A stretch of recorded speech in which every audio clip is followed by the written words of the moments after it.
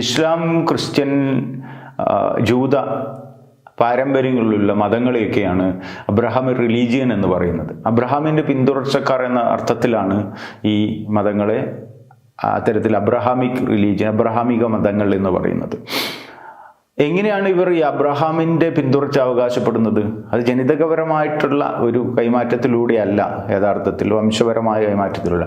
അവർ ആത്മീയമായി, ആന്തരികമായി അവരുടെ സംസ്കാരത്തിൻ്റെ ഭാഗമായിട്ടുള്ള, അല്ലെങ്കിൽ മതസംസ്കാരത്തിൻ്റെ ഭാഗമായിട്ടാണ് അബ്രഹാം റിലീജിയൻ ഉണ്ടാകുന്നത്. അബ്രഹാമാണ് ഏകദൈവ വിശ്വാസത്തിൻ്റെ ഉദ്ഘാടകനായിട്ട്, തുടക്കക്കാരനായിട്ട് കണക്കാക്കപ്പെടുന്നത് എന്നുള്ളതാണ്. അത് അബ്രഹാമിൻ്റെ കഥ, ചരിത്രം പഠിക്കുമ്പോഴാണ് നമുക്കിത് കാര്യങ്ങൾ കൂടുതൽ വ്യക്തമാകുന്നത്.